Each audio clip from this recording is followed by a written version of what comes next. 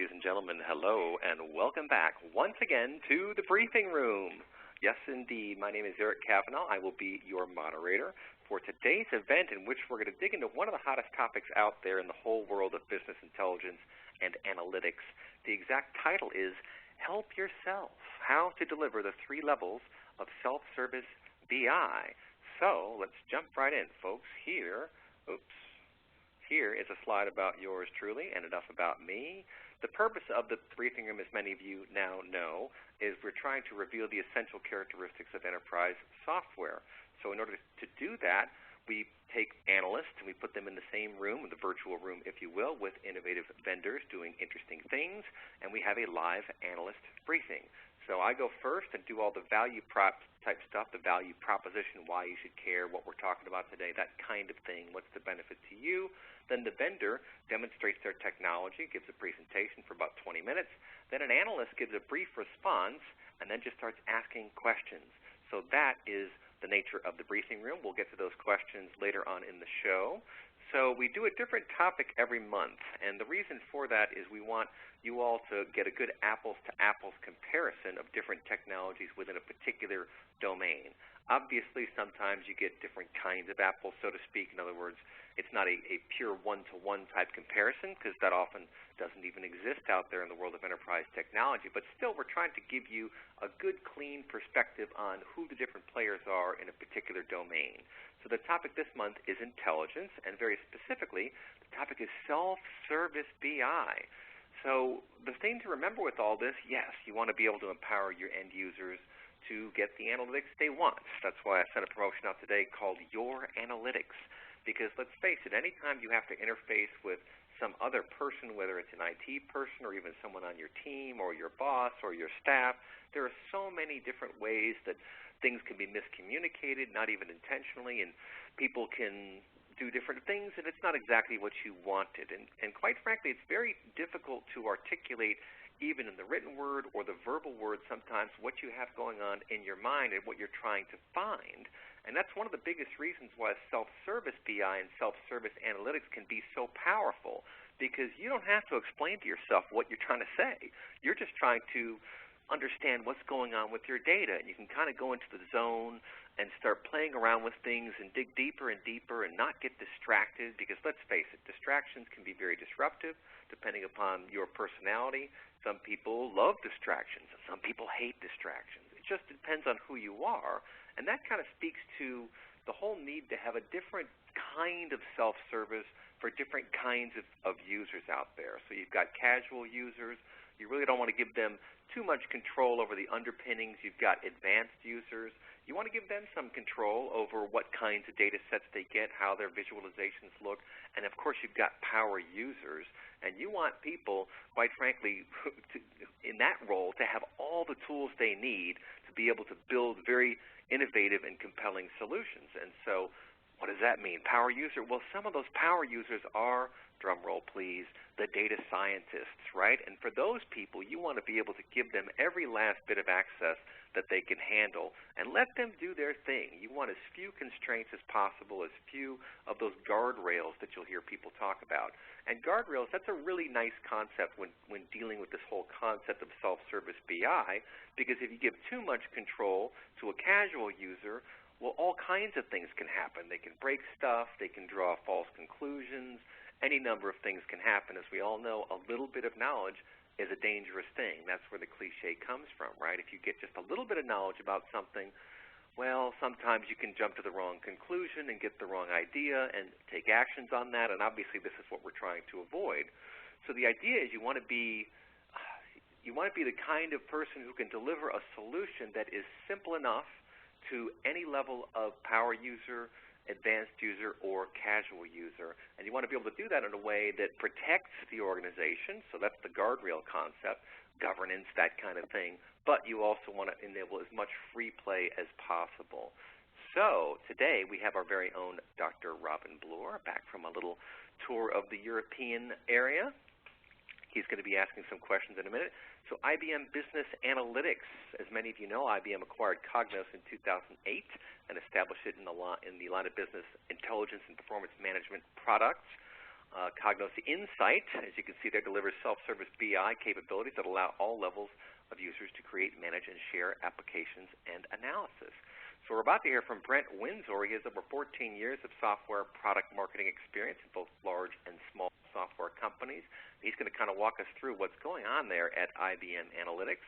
And with that, I'm going to push your first slide, Brent, and I'm going to hand the keys to the WebEx over to you. And if you want, just to go share your desktop. Yeah, absolutely. Thanks, Eric, and thanks for everyone joining us today. Very excited to present self-service business intelligence to everyone. Let's just start my my desktop here.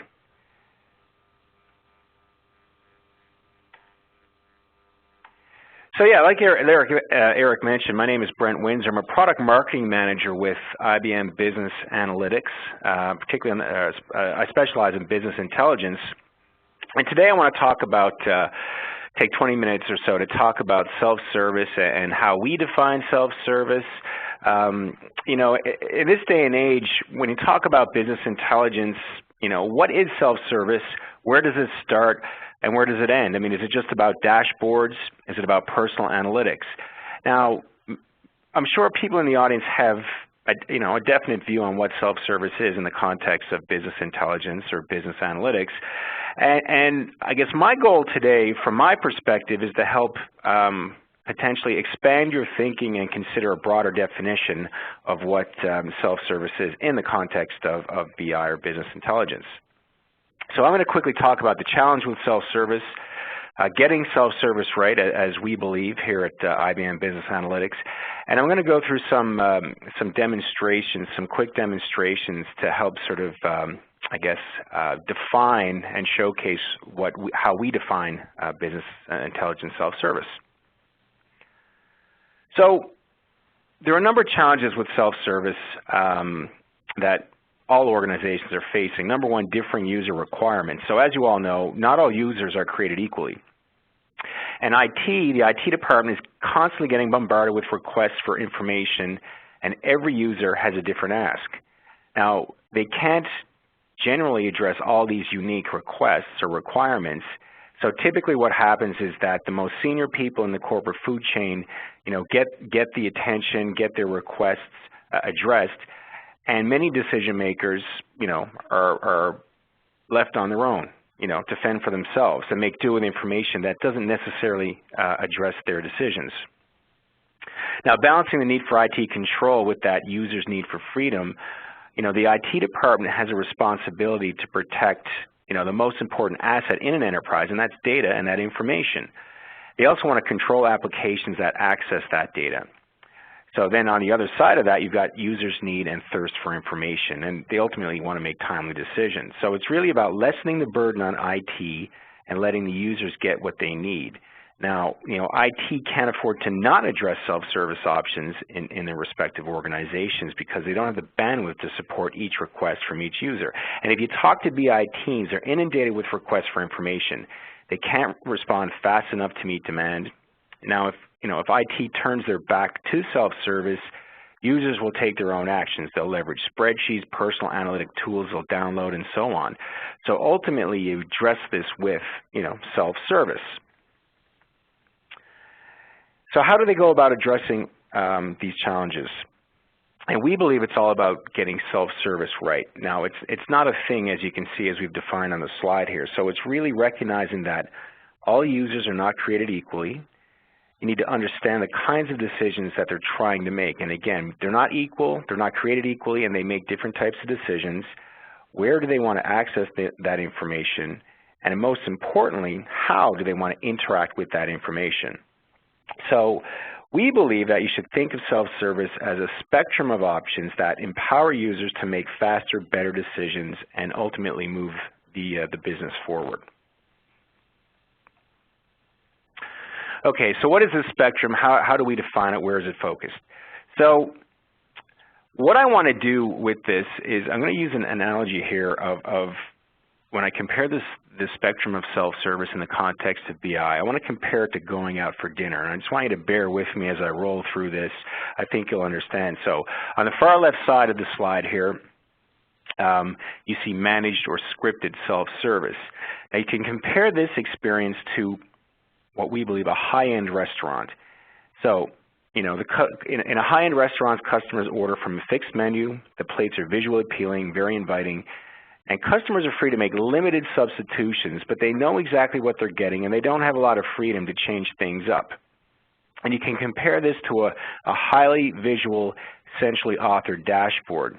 So here users are typically looking at high-level KPIs. They may need to drill down for a little bit more detail, but they don't want to get down to that granular level of detail. So this self-service experience is very much contained and constrained. A user can respond to prompts, they can change some views, but they're not modifying information in any way. And also this information needs to be provided to users in a both connected and disconnected manner. So if you move along to the spectrum to the middle, it's a more guided experience. And if you want to get back to that restaurant analogy again, this option is really an all-you-can-eat buffet where customers can see all their options. So these diners choose as little or as much of anything they want, and the options may include choices from several ethnic varieties. So it's a very highly personalized dining experience and really meant to satisfy a large group of customers. So to put this in the realm of self-service BI, users at this end of the spectrum could access a wealth of content that's been made available to a wide number of users. Then when we get to the far right, it's total independence, and here from a dining out perspective, it would be like a hot pot experience where users have the raw ingredients. They don't know necessarily where they're going, but they have access to the raw ingredients, and they're experimenting and they're creating their own dishes. Now here from an independent perspective on the self-service spectrum for BI, one would think of a power user or an analyst that wants access to data sources. They want to be able to manipulate data, find trends, and they don't want to be constrained by any controls put in place by IT. So they're very technically savvy, they understand data sources, and they ultimately want to have that freedom to get the information they need to drive their decision making.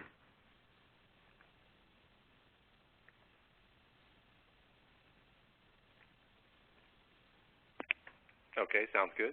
Yeah. So sorry, Eric, I'm just trying to advance my slide here. We're having a slight, I'm not being able to.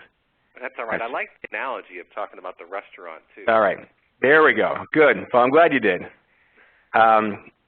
Okay, so back to it. So how does IBM deal with this? So, well, number one, we believe we don't leave any user behind. So organizations, as I've mentioned and as you know, are made up of many different users, and they all have different skills and requirements to support their decision making.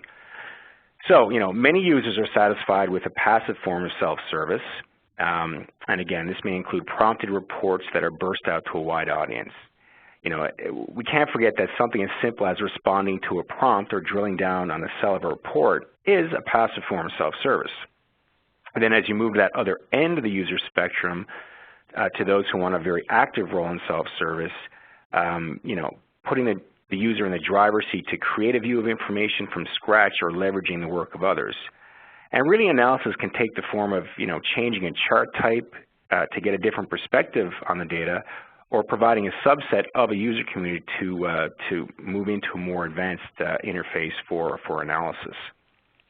Number two, IBM recognizes that different users have different requirements for accessing self-service options. So Cognos Enterprise supports where, when, and how users choose to work. So it could be through a browser on their PC, through a desktop application, or in a Microsoft Office application. And also the self-service options delivered by IBM Business Analytics are available on a wide variety of mobile devices. And obviously, in this day and age, that's very important.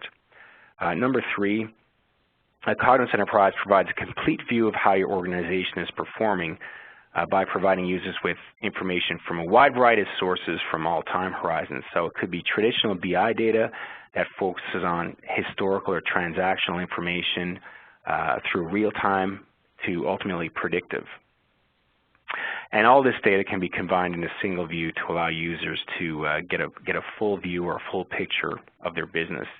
And finally, Cognos Enterprise is underpinned by an enterprise class platform. All right, so let's take a look at the self-service spectrum, particularly managed/scripted. So this is the extreme left of the spectrum, and we compared this to dining out, you know, at a fantastic high-end restaurant with limited substitution. So who are the typical users here? Well, you've got executive and managers within your organization, and this could be obviously the C-level suite or account executives. It could also include external customers and partners in your ecosystem that need some self-service capabilities, and they live, if you will, outside the firewall. These users may not be as comfortable with technology as you know, others in the organization, but ultimately it's not their job. They don't care and they don't need to care. So what information are they looking for and in what format? Well, at the core of this end of the spectrum is a very graphically, professionally authored dashboard that provides summarized KPIs with one-click access to drill down to more detail when and if it's needed. And where do they want to access that information? Well, these users, you know, typically have responsibility for a broad part of the business. Ultimately, they need to access this information anytime, anywhere. And many of these users, from the executive suite to your account managers, they're on the road, so they want to see it on a mobile device, their tablets, their iPhones, etc. And they want to be able to interact with this information in a connected way or a disconnected way. And if you think about a laptop, that's really your first mobile device.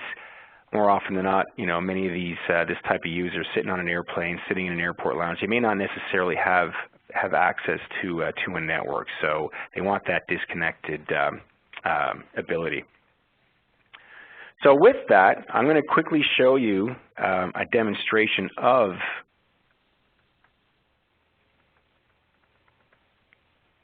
this scripted self-service. So what I've got here, now typically when I do this demonstration, I have it on an iPad and I do it. Obviously in this environment a little bit more difficult.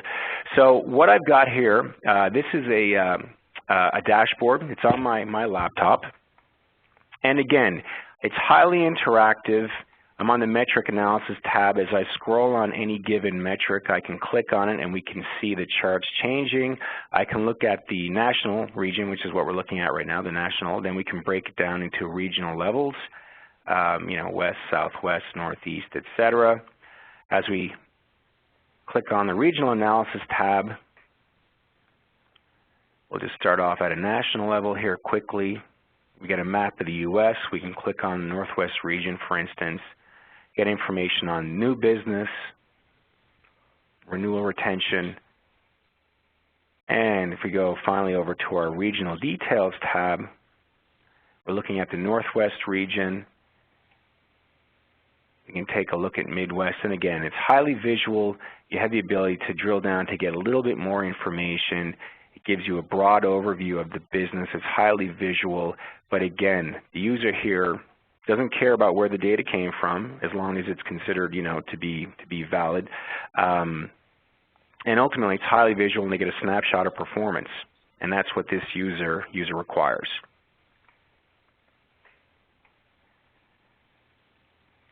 Alrighty. So let's just go back to my presentation here.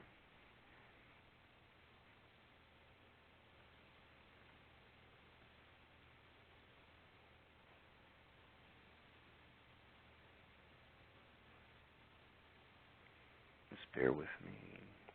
That's all right. All right, so now let's go to that, as we just looked at that. We're going to go to the far right of the spectrum, and let's talk about the independent self-service.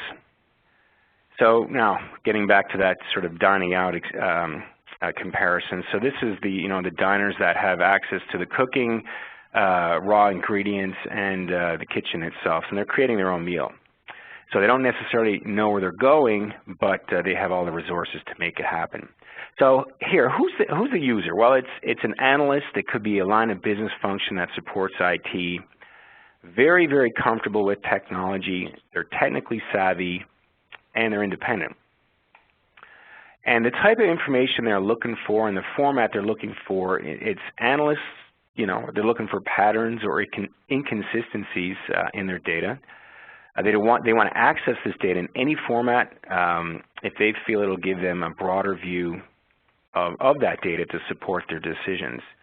And they also want to have the ability to take personal data sources that they can sort of mash up with the other data sources to support their analysis. So where do they want to access this information? Well, performance is key. They want 24/7 access, typically through a desktop client. And how do they want to interact with it? Well, basically unconstrained with no boundaries. So like the restaurant example, again, they may not really know what the end game is. They're following a train of thought, and they want that supported by the data that they're working in. So with that, let's quickly do a demonstration of that independent self-service. So in the next two demos, I'm going to be running through some examples where the business scenario is we're working in a fictitious insurance company. So in this scenario, I'm a business analyst with this insurance company, and I just want to get a snapshot of business performance. So with that, I want to get an understanding of what's going on in the business. So I open up a personal analytics desktop capability here. And again, I've got the freedom to import my data. And we can quickly find that data source. We'll scroll down and find the information that we need. So we're going under performance management. We want to take a look at how we're doing from a revenue perspective and how we're doing, how our renewals are doing against our forecasted targets. So we'll quickly import that, and we'll bring up that information and data. So here within this, I have the ability to rearrange the hierarchies and the data dimensions, so we can take a closer look at that. And as we can see, as we go for the last 4 quarters, our renewal revenue is missing our target. So if we focus right in that chart, we can see that the last 4 quarters of 2012, we're not performing that good. And that's not a good thing. So ultimately, we want to take a closer look at what's going on here. So I'm just going to rearrange that piece of information there, and we'll quickly resize that widget. So one of the things I mentioned as I talked about this form of self-service is the ability to use personal data sources. So what I'm going to do right now, I'm going to go out to my desktop, and I'm going to grab a spreadsheet with some customer survey analysis to get a better understanding of what's going on. So this information is customer satisfaction surveys. So once you drag it into our desktop, this personal desktop solution takes over, and I have the ability to manipulate that, visualize that information to get better insight. So we can quickly manipulate this. Let's take a look at the chart and quickly change that so we can get a better view of what's going on. And if we take a look at this, we're seeing that from our satisfaction surveys, the majority of our customers are quite happy. So that doesn't really make sense, or it's a little confusing based on that, our first bit of analysis where we saw that renewals are falling below our forecast. So we need to investigate this a little further. So we'll quickly just resize this report object. And now what I want to do is I want to import some segmentation analysis that'll hopefully provide a little bit more insight as to what we've just seen. So again, we'll quickly bring that in. We'll import that data source, and let's take a closer look. We'll resize that. We'll rearrange our measures here so we can get a better visual on that. We're going to change that to a stacked bar chart just to get a better view to easily see that. And we'll just focus in on our chart here. And if we take a look at that, we can see that, okay, so our unprofitable customers are the happiest customers, which is not necessarily a good thing. Average customers are generally happy. But the key piece of information here is that our VIP customers, they're our most important customers. They spend the most money. They're the ones we want to renew. They're the customers that are unhappy. So this is something that we need to focus on to ultimately fix this problem. So I'm going to resize this widget. Now, we've got a lot of great information here that I want to share with the rest of my organization. But before I do that, I'm going to just apply the corporate style to this. I'll quickly select that from my desktop, and we'll take the corporate theme. We'll apply that. We'll open it up. Let's click OK. And there we go. Now what we're going to do is we're going to publish this so that other business managers in the organization have the ability to leverage this information to help drive their decision making. We'll quickly put a password on that. Let's click Next. And we'll quickly finish that up.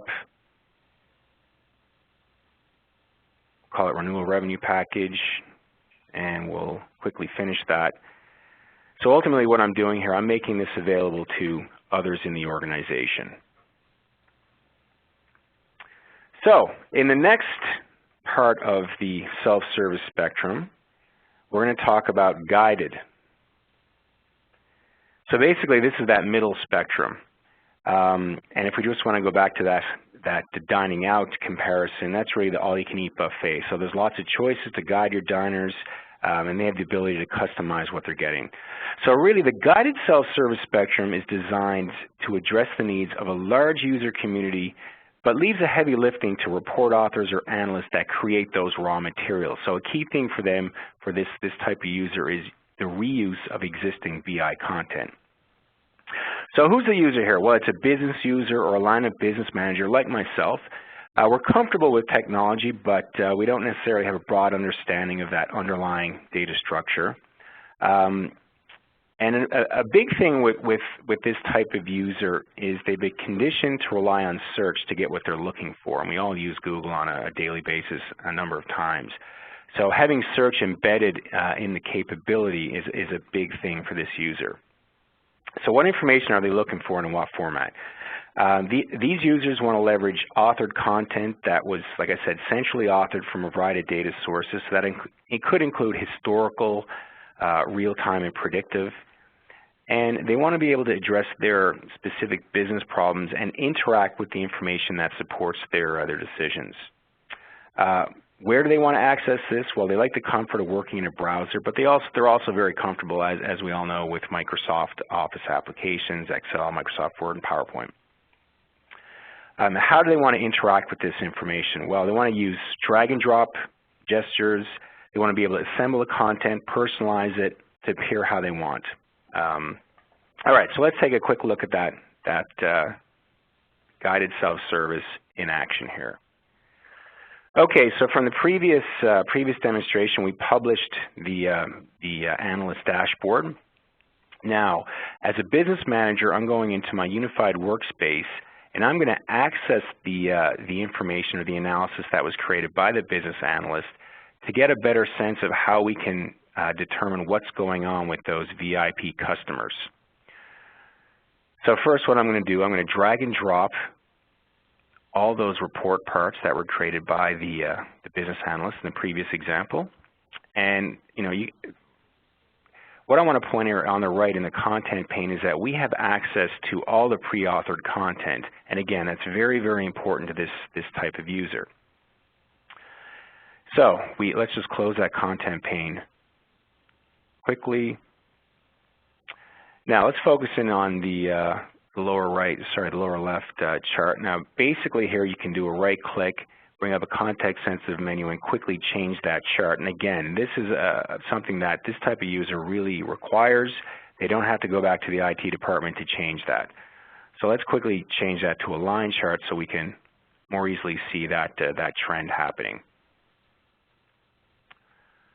All right, so here we can quickly see obviously that in the last 4 quarters of 2012, we are not hitting our target. So our renewal revenue is certainly well below our, our forecast. So what I'm going to do now, I'm going to create a new tab, and I'm going to do a search for some segmentation analysis to help give us a better perspective of what's going on, why this business is in a situation that it is. All right, so we brought in our segmentation analysis. Now what I want to do, I want to add some more information to this to give me more context of what's going on. So what I've done, I've brought up the modeled metadata tree on the right, and I'm going to bring in some information and add it to this, this report object that we brought in previously. So I'm going to look at number of claims denied. We're going to quickly bring that in, and number of claims filed. And we're going to quickly close our content pane. And now what I want to do is basically see the percentage claims denied against percentage filed. So we're going to quickly run that calculation.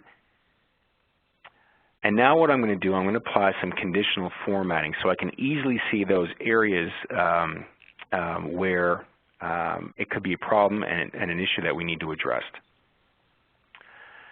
So right now, we're going to set the threshold at 20% as being a low threshold, if you will, or a threshold we need to address. We'll highlight that in red. And we can quickly see here that our VIP customer, 25% of the claims filed are being denied, which obviously is one of the reasons for that dissatisfaction which we saw in the previous example. So again, this user, the guided analysis, essentially they don't need to understand the underlying data parts. However, they do want to manipulate the data, consume and interact with pre-authored BI content. So before we pass it on to Dr. Bloor, I just want to conclude here that over the last 20 minutes or so, you've seen how Cognos Enterprise addresses that full spectrum of self-service to all users in any given organization. So from those users wanting a scripted experience to those demanding total independence and everything in between. So we offer these capabilities where, when, and how users choose to work and provide access to that information from all time horizons, from historical, real-time, and predictive. And also we can bring in personal sources as well. And all of this is underpinned by a high-performing enterprise class platform. So please remember, self-service isn't a thing. It's a spectrum of options that can be deployed at the right place and the right time. And at the end of the day, it's really about enabling your users to make faster and better decisions. So with that, I'm going to pass it back to... That's fine. I can let me go ahead and take it over, and I'll hand it over to Robin. So here we go, and let me move through, find Robin's slide. So Dr. Bloor, I presume you're still out there? I'm still out here, yes. And here is the presentation for you. So coming your way, the self-service dynamic. Dr. Robin Bloor, take it away. Okay. I shall probably go through this presentation fairly swiftly because I think that in order to explore what IBM has demonstrated here, I think there's probably a lot of interesting dialogue that needs to go on. But, this is my view of self-service, and effectively it's been done, it's been created independently from IBM's view, so it's not exactly the same, but I think there's a lot of commonality.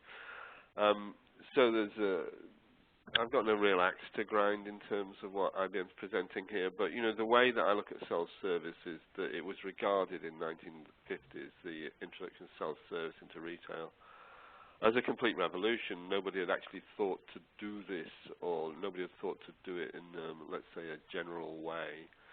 And it has the following effect. A lot of effort is actually outsourced to the customer, which is useful because that means you don't have to do that effort yourself. And from the retailer, that cuts costs. Customers didn't mind at all because from one way or another, they would actually end up getting served faster. So by dividing the labor between the customer and the retailer, the customer was actually happier, and concluded they were receiving a better service. And because of that, this idea has taken off again and again and again. It's like if somebody wants something, then they have an input into how they get it. Will probably be more efficient. And pretty much all of the successful websites have been driven by the whole of a kind of self-service dynamic. So we've seen it repeated in the electronic sphere. In terms of BI categories, I mean, we use this analysis and we use it repeatedly again and again. Self-service BI makes obvious sense. You are with BI providing information to a user, and in one way or another, they clearly can have input into what information they want and how they want to see it. But I'm just here pointing out there is the hindsight regular reporting stuff. There's the oversight, which we think in terms of dashboards, but also drill downs like OLAP. We will put BPM in that category. Data mining, statistical analysis, and all of that stuff is much more complex in terms of what you may wish to do and how you may wish to do it. So an architecture that gives you what, let's say, a full insight self-service capability is a rather large thing, and I don't think that's what IBM is talking about here. I know IBM has a lot of technology in that space, but I don't think this is something Cognos is talking about. And foresight is predictive analytics.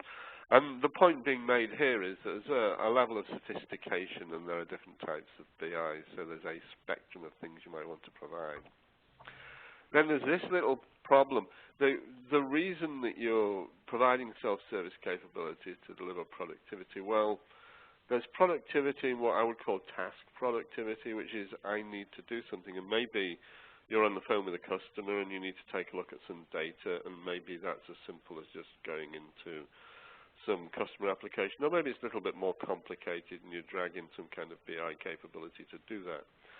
And if you actually look at most jobs that are strongly automated, you actually quickly discover that actually there's a whole series of tasks that are automated, and the task productivity isn't the whole story. There's the individual productivity of being able for the individual to be able to link these things together effectively. So all I'm really pointing out there is that there's two dimensions here. And that's really saying that the level of self-service and its usefulness is not actually that simple. In the best of circumstances, users still probably can't self-design the way their whole job works. You're normally constrained by technology in some way or other, and then the context that you're in constrains you, which I think is on the next slide, so I'd better go to it. If we just look in a very general sense at this whole idea of self-service BI, first of all, you have a user interface. That's complex, as IBM's pointed out. That may be a mobile interface, maybe be on your iPhone. It may be a desktop. It may be a desktop with a huge screen where you can have, 3 or 4 windows floating around, all of which are fairly large. It may be a fairly constrained desktop, as on a laptop. There's just a whole series of the amount of space you might have available to demonstrate anything. And then the user interface itself, for instance, I use Apple Computer. Apple Computer scripting capability is very good. In other words, whatever any given application is providing you with, you can normally, if you want to link things together, you can kind of script it.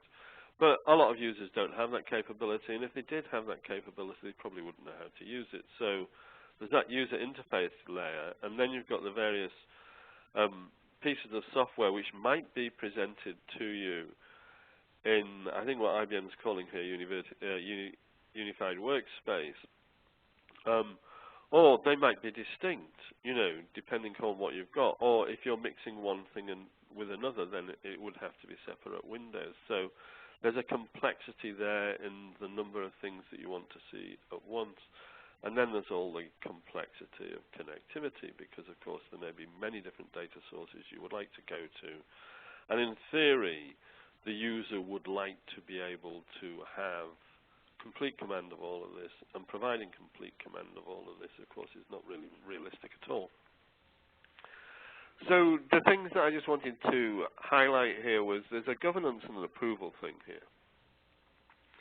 And that is that you're going to, the idea that you have constrained users means that someone's got to constrain them, and giving people an increase in their capability means that someone's got to approve it. So there has to be a system in there of some kind that's sophisticated enough to allow that to happen. With data self-service, you've got issues.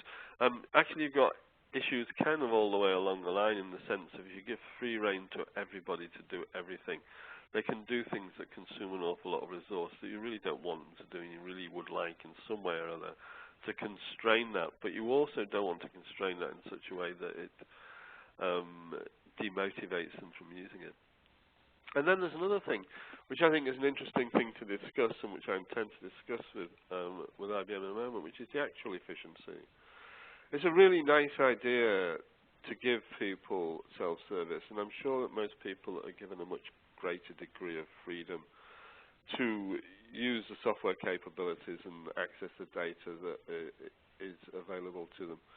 I'm sure they much prefer to have a less constrained environment, but the question is that actually paying? Is it actually improving their individual productivity, and is it improving, generally what's happening in the organization across a whole series of applications? And it's an interesting question to which there's not going to be a simple answer, I'm expecting. So, first of all, the first question that I would kind of like to ask here is, this is, as I understand it, this is a Cognos product. So, part of the question is this IBM only? Does it only do Cognos in terms of the capability giving? I was expecting that would be the answer. That would be yes, but maybe it isn't. And how broad a spectrum of BI capabilities is actually being covered here? Brent? Thanks, Robin, for the question. I'm joined by Michael McGeehan, who's a senior product manager here with IBM Business Analytics. So, just want to make sure I got the question. So you say, here we're talking about the spectrum of self-service capabilities. In the context of business intelligence, how I would define that is, or how I would answer that is, when you think about traditional business intelligence, reporting, analysis, query, etc., there's a self-service component to that at every step of the way.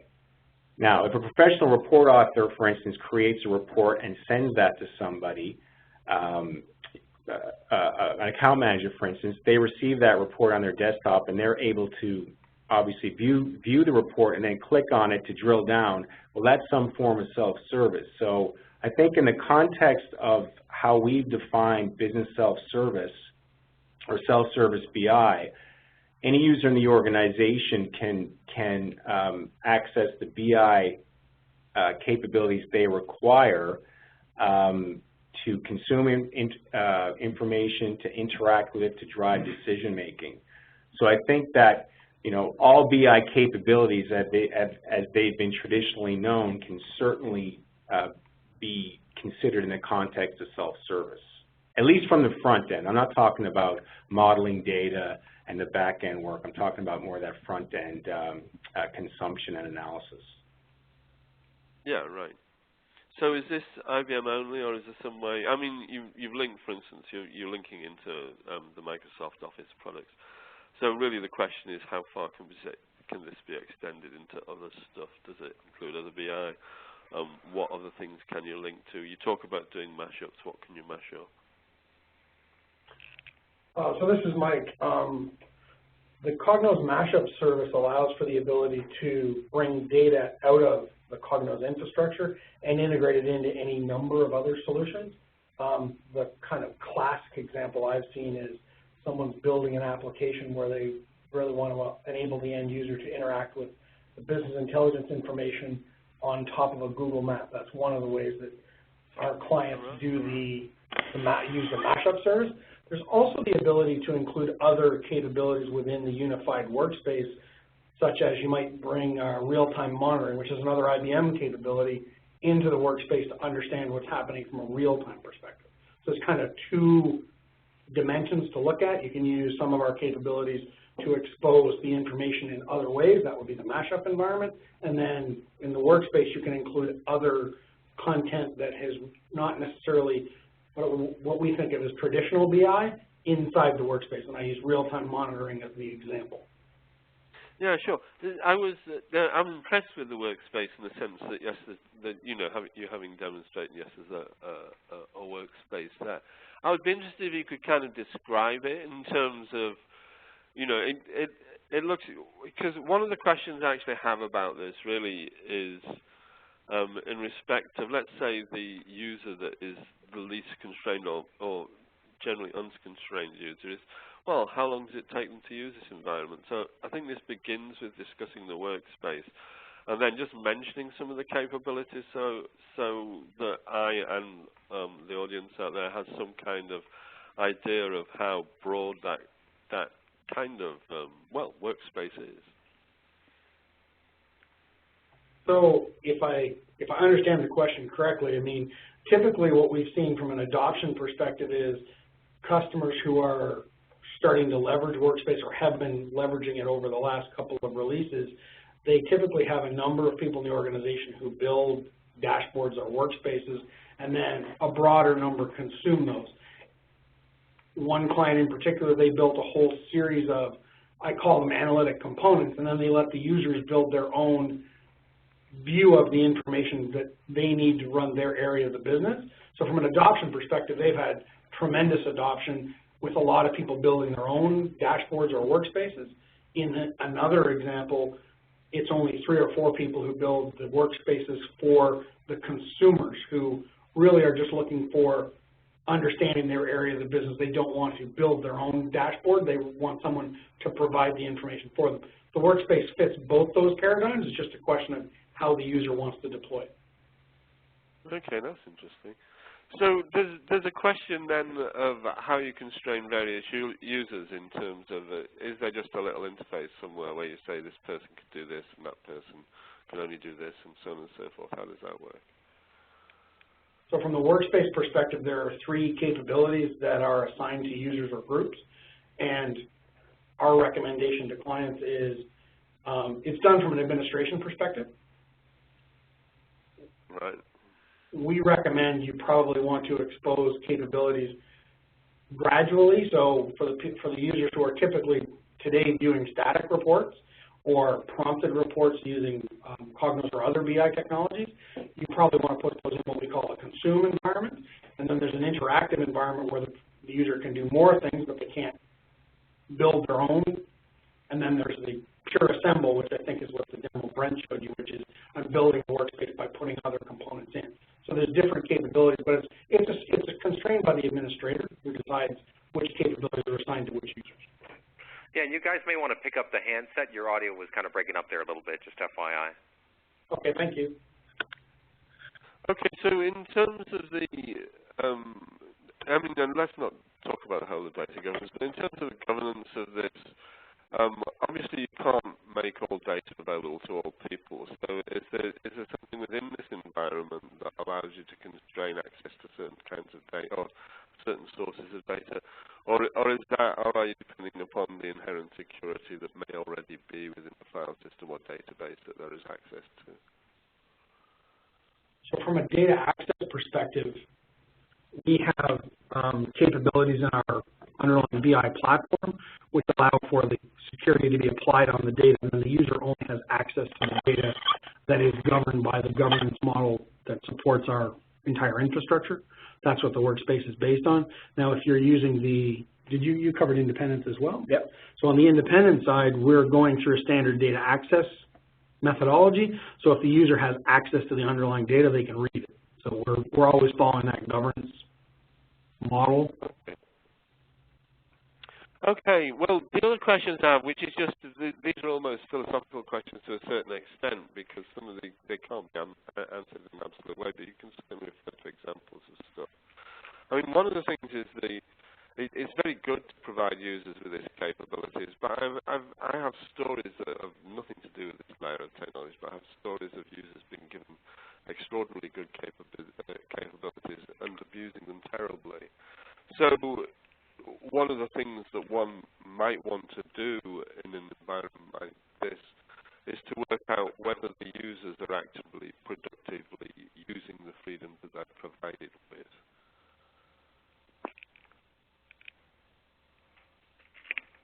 So that's the question. Hey guys, it sounds like your audio is having some issues. Why don't you go ahead and dial back in, and I'm going to take some questions from the audience here while you guys are dialing back in. So Brent, from your side, if you guys want to just go ahead and hang up and dial back in for the rest of the Q&A. And actually, there are some issues with your audio, Robin, as well, but it could be because of the VoIP out there. Yeah.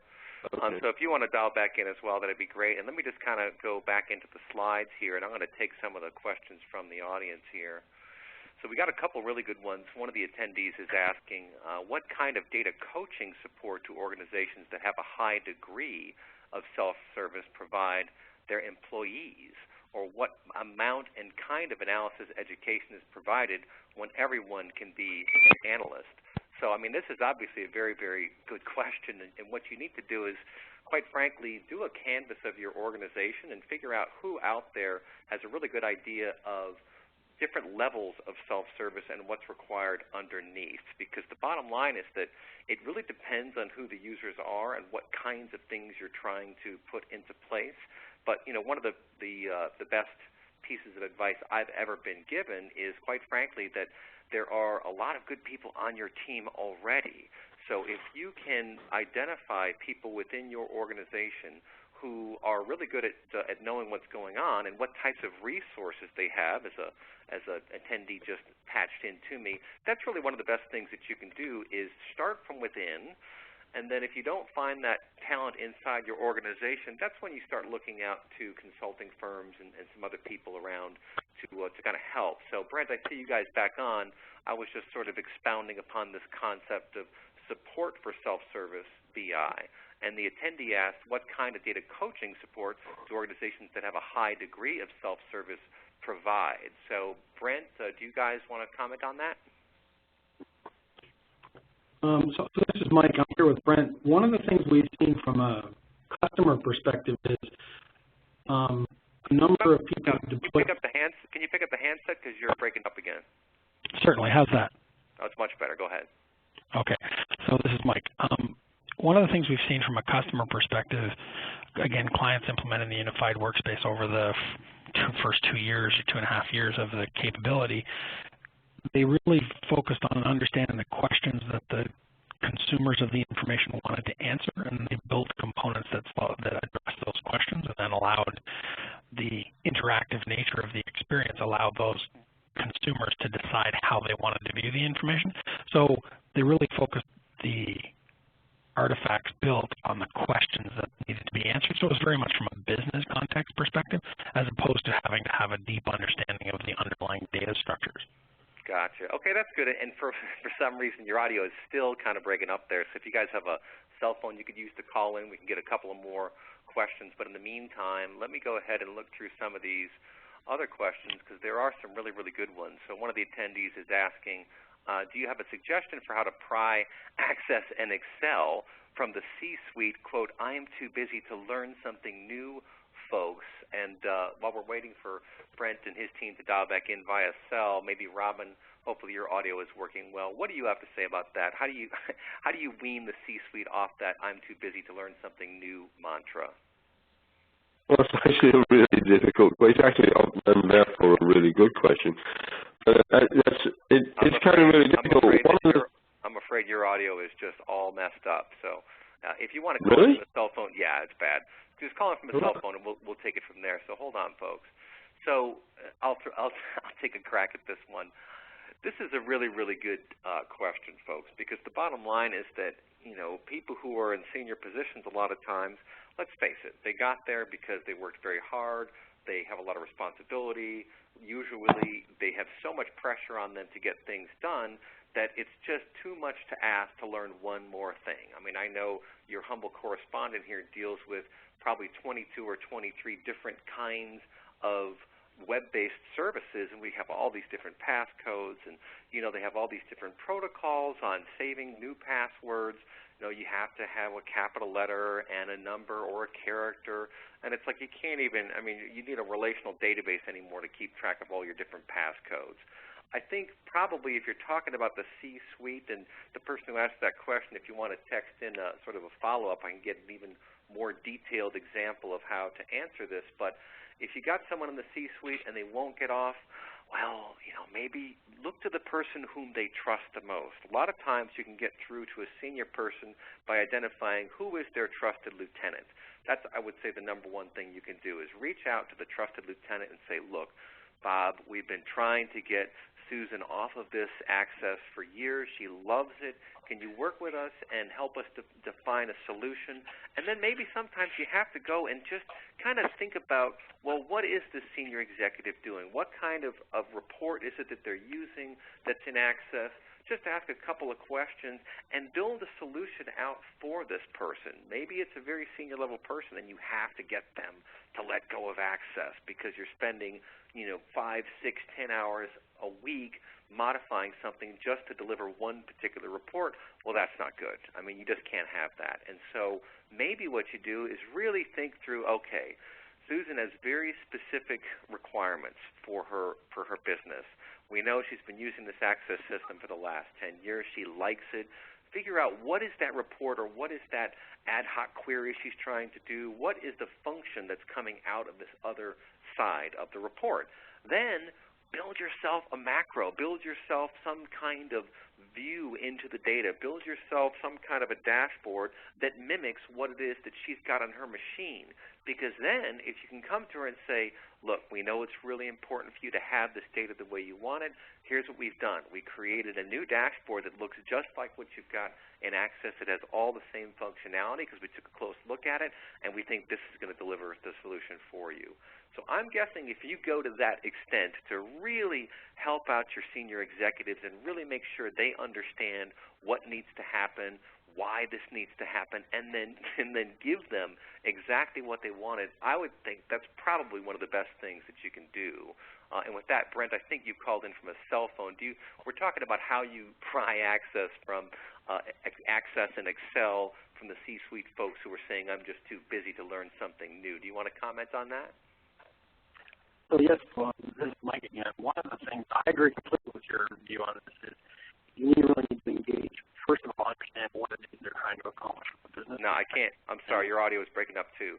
We've got all kinds of serious audio issues going on today, folks. So let me do this. I'm going to go ahead and just kind of look through the rest of the questions here and put in just a couple more comments. And then what we'll do, folks, please send any other questions you have, and we will pass them on to our presenters today to make sure that they have what you need. So let's see here.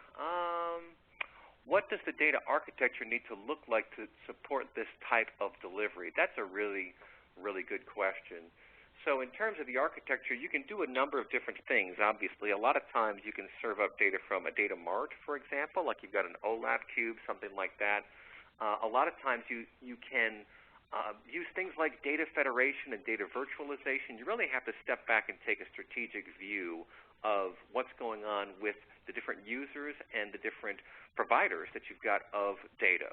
So if you map that out, and sometimes you can use metadata. There are actually tools that you can use to get a handle on all that kind of stuff that can give you a better perspective on what exactly needs to happen. But the real key is to really kind of strip aside all the technology for just a moment, for just a strategic purpose, and then think about the types of data that are needed by specific people and the types of data that are needed to provide them with what they need to get their job done, right? So if you take a look at the processes and the outcomes and kind of strip out the technology layer, map that out first. And once you have a good mapping of what that looks like, then you can start taking a look at the different types of architecture that are necessary. So, for example, you could use a data mart. For example, you could use data federation to fill in the blanks, basically. You could use a variety. You could use, data virtualization, of course, is something we're talking about a lot these days. That can be, it can be expensive, it can be complicated, but also it's a very clean and neat way to get the data to the people who need it. So I'm trying to just do a couple last things to wrap up here, folks, and thank you so much for your time and attention. There was one more really Okay, so here's a really good question. How many resources are needed to support this self-service capability for a mid-sized organization? Wow, that's a really, really good question as well. So I guess it just kind of depends, again, on what your decision support team looks like, what are the objectives of that team. If you are a data-intensive organization, to get self-service up and running, I'm guessing, depending on size, you need at least 3 to 5 people who really know what they're doing.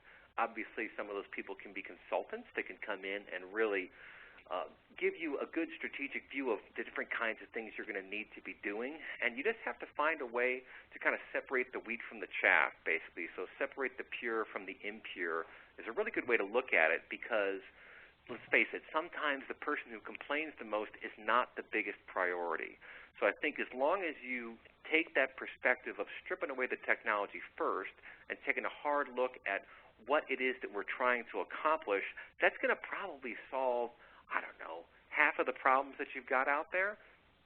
And realize that some people will complain a lot. Sometimes that's really important. Sometimes it's not. The other thing to remember is just because someone's not complaining doesn't mean that they're happy. So you have to make sure who are the key decision makers, who are the people who are going to use these systems. Let's be sure to reach out to them.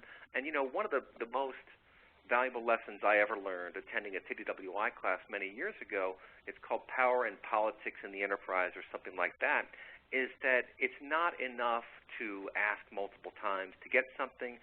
If you're not getting it back, what you're asking for, you need to step across the line, really. So if you think about senior executives versus middle managers versus staff, one of the most compelling things I've learned is that usually the staff is going to collaborate really well.